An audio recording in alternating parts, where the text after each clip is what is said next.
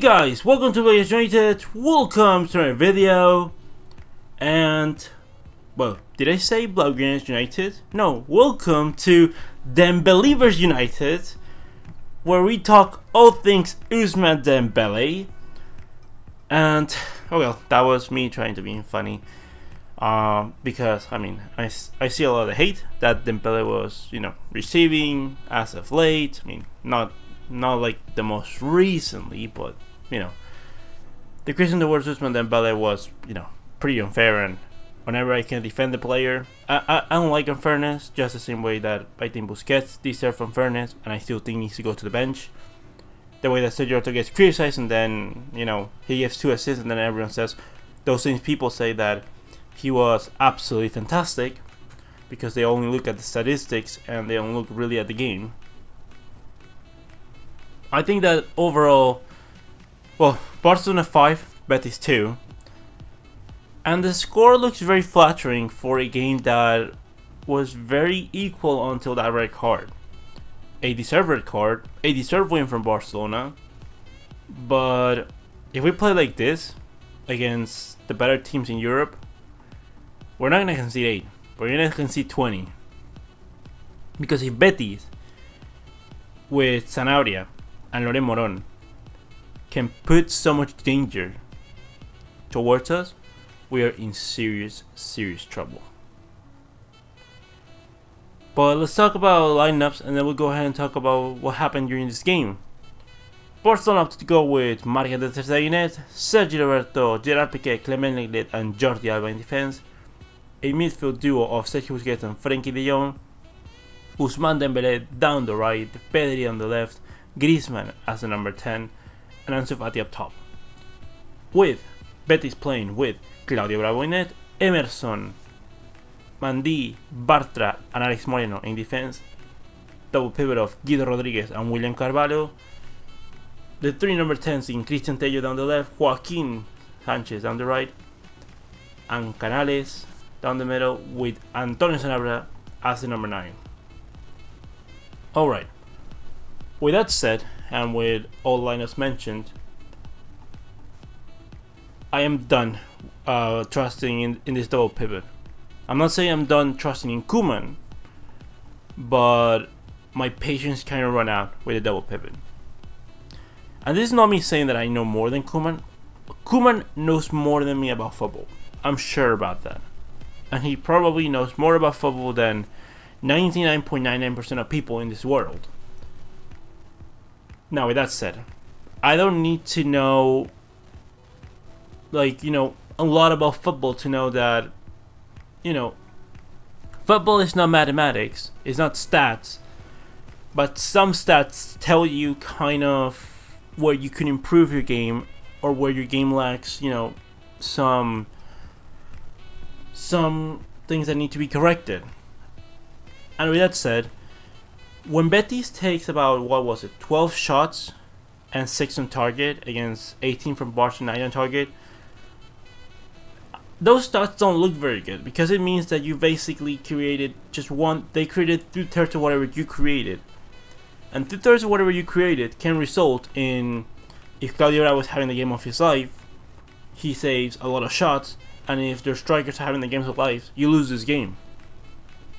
Because they create so much danger. Defensively, we were horrendous. Now, I see people criticizing that Sergio Roberto doesn't know how to defend, that Dembele doesn't help in defense, that Lenglet is horrible, that Busquets doesn't contribute. Well, you can say that, and it looks that way. But instead of criticizing the individual players for those mistakes, or for mistakes they make in defense, when it's something that is so repetitive with multiple players that are good players, because these are good players, you have to think that it's the defensive system, not the defense itself. When we conceded 8 against Bayern, it wasn't Ter Stegen's fault, it wasn't Piqué's fault, it wasn't Lenglet's fault.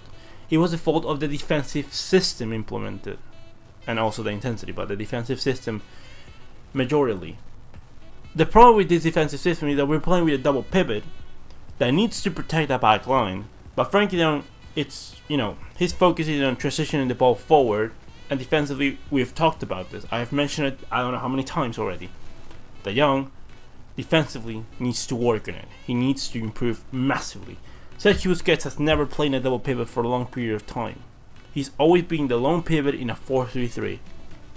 He can play in that position and he can, adapt to the position, but he needs a player that's going to be able to help him out in those defensive duties. Also, because the problem is that when Frankie de Jong and Busquets are trying to press as they're supposed to, to get the ball back, the problem is that maybe your left winger is out of position and is not pressing in the right position. Maybe Dembele and the right wing is a little bit higher than he needs to be, and your forwards maybe are not maybe your press is not synchronized. And when your press is not synchronized, the problem is that your players that are pressing, in the case of Busquets and De Jong, in the majority of time, when they press and everyone else is not pressing with them at the same time, you leave a massive amount of space that it just compromises your players and it makes them look bad when in reality it was probably the fault of other players. Now, this doesn't mean that Busquets needs to continue starting that many games. Not that he needs to forever go to the bench, but I want to see something different. Something must be going on with Pjanic. Like, physically, he must not be completely fit to play a bunch of games in a row or something, because I cannot understand why Pjanic is not playing more. I'm not saying here that Pjanic is going to solve all our problems, because he isn't. Like, one player and a few players are not going to fix all the problems that we have right now. But I want to see more of Pjanic. I want to see more of Riqui Puig. Are you telling me today that we would have defended worse if Riqui Puig played in any position today? Any position.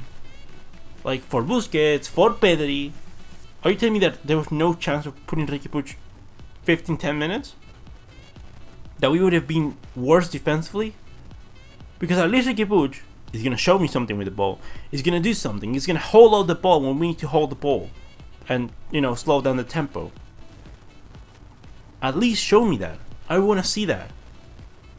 Because it's important. It's not only because I want to see a La Masia prospect do well for Barcelona. No, it's because we need a player like that. We need a player that can do that. That can oxygenate our midfield. Which is something that we are desperately needing. Sergio Roberto had a pretty decent game. Had 2 very good actions in those 2 assists, but overall had a pretty decent game. He didn't do horrible. He wasn't his best game ever. It was a pretty decent game. He did good. He did what he needed to do. That back heel to Messi was absolutely fantastic. And let's not kill him for it. Let's not kill him and let's not overpraise him. Alright? When he does good things, tell him that he did good. When he does bad, let's criticize him with reason. Not saying that he's the worst player of all time, the best should forever play. I want to see Des more. I understand that. Don't get me wrong. I want to see Serginho Des, and for me, Serginho Des needs to be the starter for Barcelona. But let's take it slowly. He's 19. He is playing games. It's not like he's not playing games. I would be asking more questions of why is Jordi Alba playing so much without him being at his best. Yes, he gave an assist, but he's not at his best. And concentration-wise, defensively, he's also very suspect. So I'm like, is Firpo really not able to be given a chance? Can Firpo not be given a chance at any point? I think that he probably needs it. Aleñá probably needs to be given a chance to play more. Overall, that's what I have to say about the players that don't make attack. Okay, Lenglet is another one.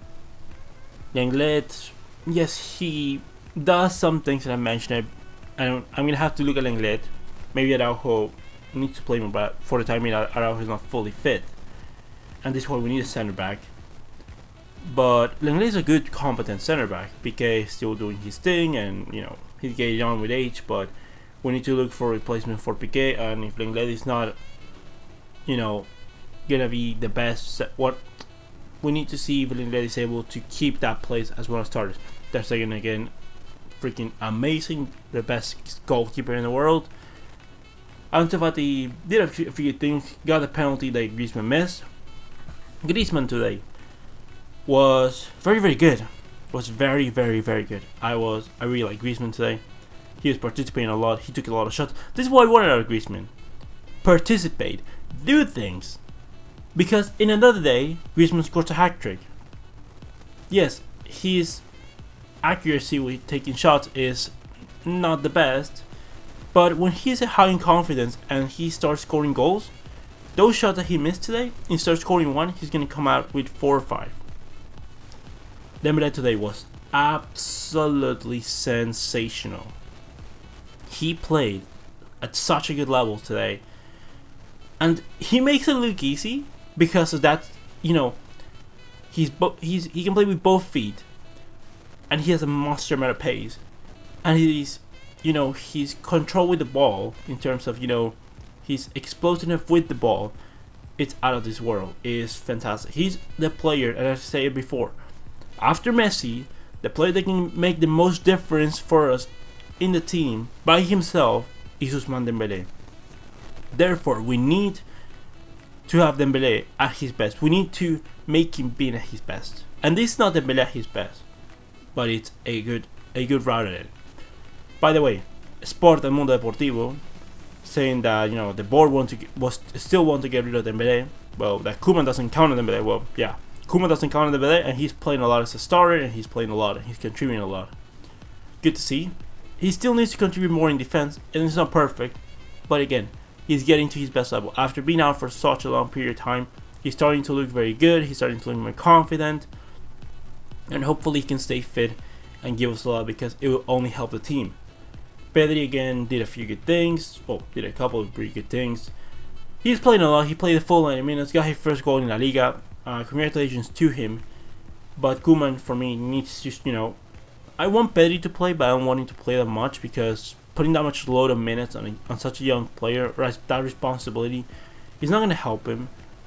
And I feel that, once the honeymoon period with Pedri dies down, I feel that there's going to be some criticism towards him. I think that Riqui Puig could play in that position. Like, it's not that don't make Pedri play anymore, it's like make Pedri play a bit less.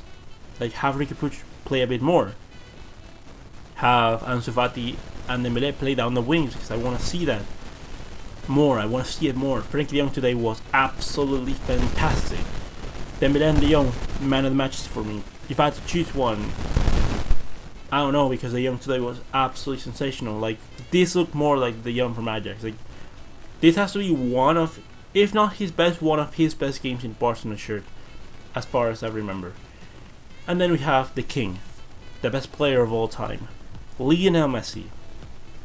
Some people saying that Messi's finished, that he doesn't press. I was seeing some people that say against Dynamo Kiev that Messi, that we didn't win the game because Messi's not running, that he's always walking. And I'm like, you're kidding me, right? Messi's been doing this since 2010. Like, whenever Messi converted to that false 9, that's when Messi stopped pressing.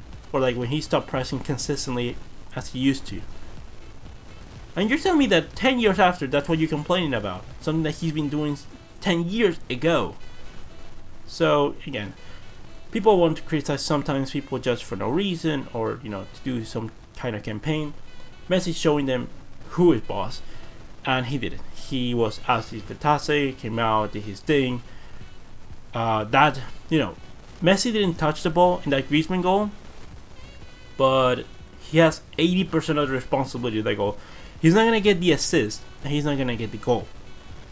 But he has 80% of the responsibility in that goal. 10% for Alba, 10% for Griezmann, and 80% for Lionel Messi. Because in that action, he takes out, I believe, 2 defenders and the goalkeeper, and leaves Griezmann with an open net.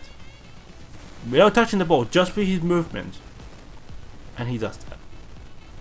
That's why I say that Messi is the only player in the world that could still be the best player in history without scoring goals and giving a single assist. Because of who Messi is, of what Messi can do with and without the ball. His influence. And anyways, that's all we have to say. We have the international break. It's going to be very... I don't like the international break. I absolutely despise international breaks. Except when it's like the Euros or the World Cup or the Copa America. Other than that, I freaking hate it. But there's gonna be videos. I'm finally gonna have time to talk about some topics that are not gonna be match reviews. Talk about some other topics. I want to wait until Laporta presents himself as a candidate to talk about the candidates and, you know, what each of them represent, who I think should win, who I support to be the next Barcelona president, because elections are going to be coming up at the end of December, the beginning of January, so, you know, around that period. And also, guys, if you guys lasted for so long in this video, I should probably mention it at the beginning.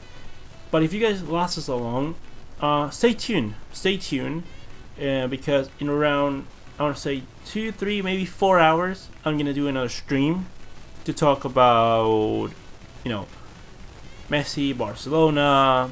You know, now that we're approaching the international break, just to talk about, you know, some football for a while. We can be here for as long as you guys want, for the most part. I'm gonna go get something to eat and also try to get the stream ready, see if I can get the streaming software working. And if it does, then great. If it doesn't, well, we'll just stream with the face cam and we'll just talk for a while. Anyways, guys, with all said and done, guys, leave me all your opinions in the comment section below. Comment, like, and subscribe, and I'll see you next one, Blaugranas.